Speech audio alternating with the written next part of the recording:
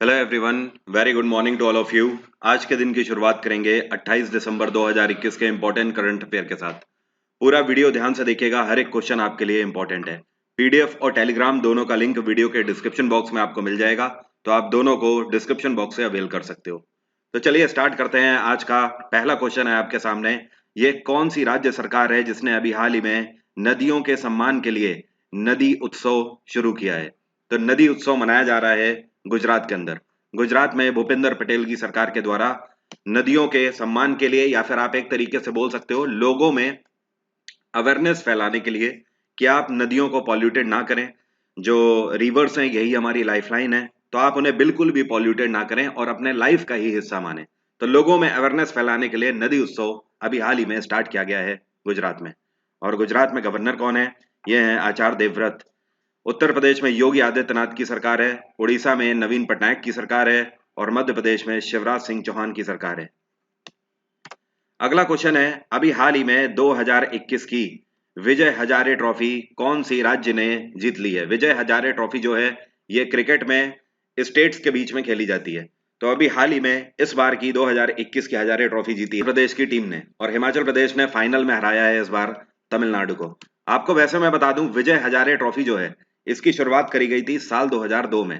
पहली बार इसको 2002 में खेला गया था।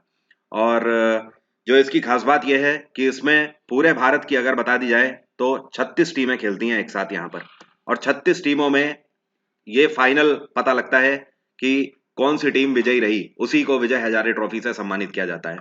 एंड बाय द वे, अगर इसकी बात करें तो आज तक सबसे ज्यादा बार कौन सा राज्य इसको जीता है?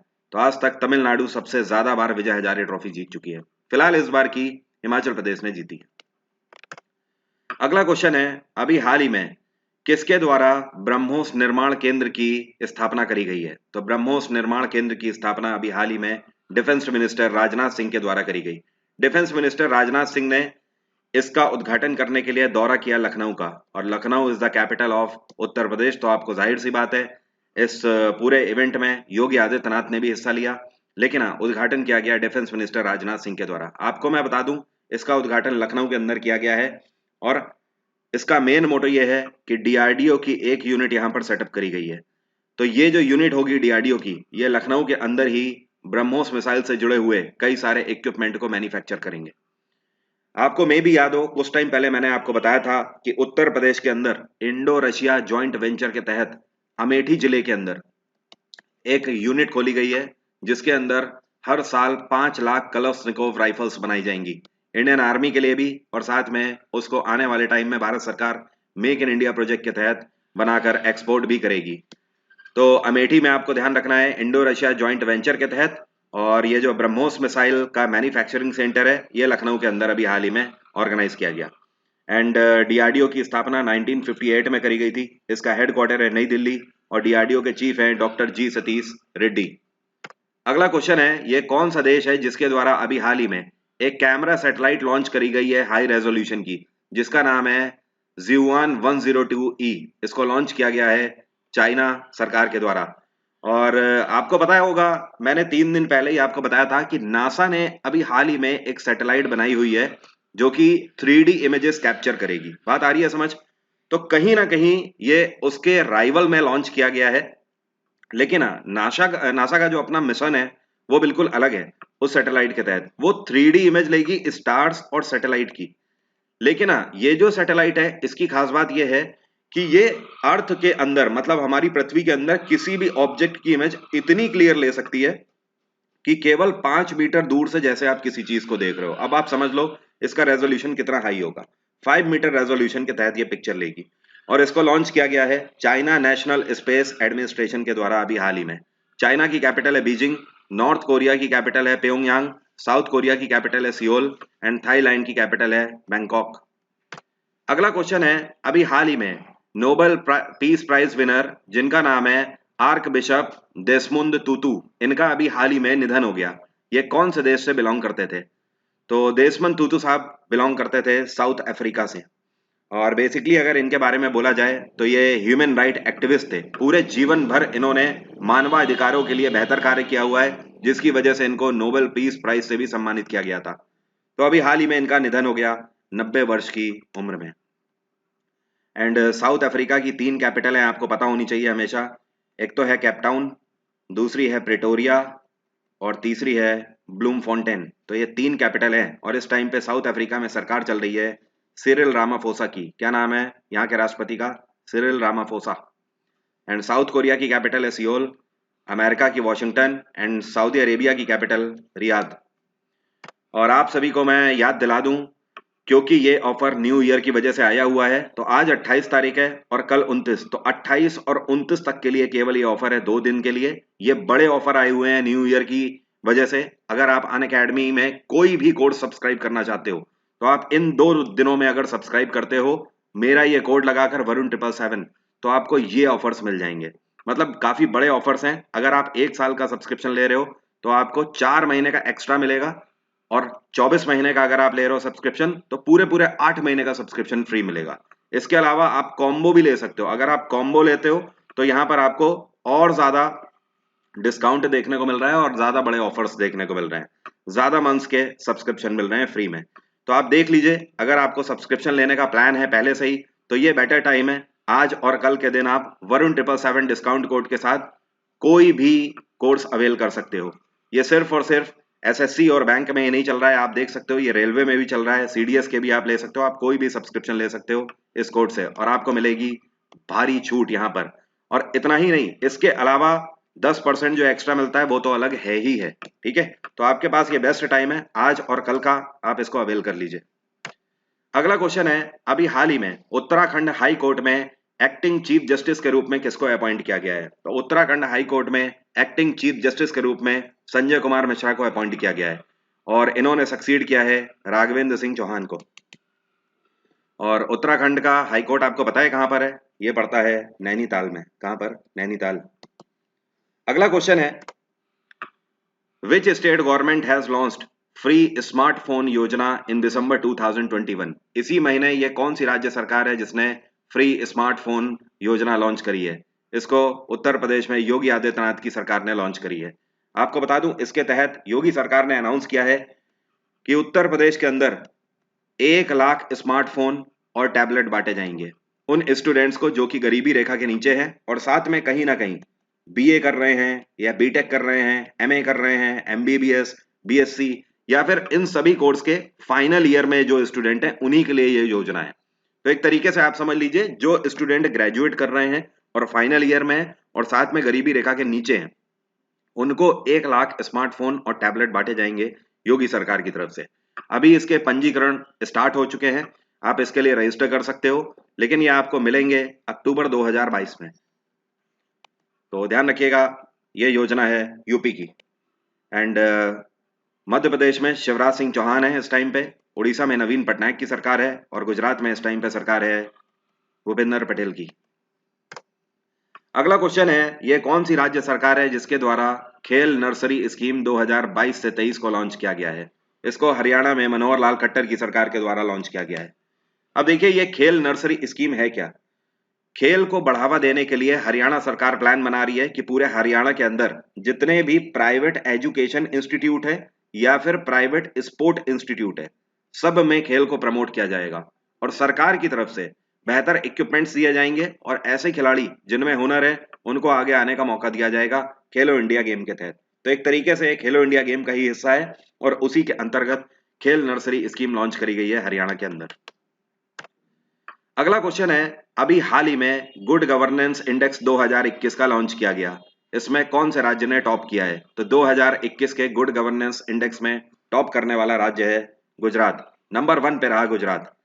अब देखिए, गुड गवर्नेंस इंडेक्स का मतलब क्या है? इसका मतलब यह है कि जो राज्य सरकारें बेहतर कार्य कर रही हैं केंद्र सरकारों की स्कीम के ऊपर, और इसमें हर क्षेत्र आ जाता है, जैसे कि इकोनॉमी के क्षेत्र में बेहतर कार्य कर रही है, ह्यूमन रिसोर्स के क्षेत्र में बेहतर कार्य कर रहे हैं, एग्रीकल्चर के क्षेत्र में हो गया, एजुकेशन के क्षेत्र में हो गया, और सोशल वेलफेयर हो गया, इक्वालिटी हो गया, इन सभी को मिलाकर जो बेहतर कार्य कर रही है सरकार, तो उस हिसाब से इसमें लिस्टिंग करी जाती है। तो गुजरात रहा नंबर 1 पे, दूसरे नंबर पे रहा महाराष्ट्र, तीसरे नंबर पे रहा गोवा। और अगर आपसे पूछा जाए कि इस बार के गुड गवर्नेंस इंडेक्स 2021 में किस यूटी ने टॉप किया है, तो यूनियन टेरिटरी में दिल्ली रहा नंबर 1 पे। और गुड गवर्नेंस इंडेक्स तैयार किया जाता है होम अफेयर्स मिनिस्ट्री के द्वारा। तो इसको लॉन्च किया गया home affairs minister Amit Shah के द्वारा। और कौन से दिन इसको लॉन्च किया गया? इसको 25 दिसंबर को लॉन्च किया गया, क्योंकि 25 दिसंबर को गुड गवर्नेंस डे मनाया जाता है।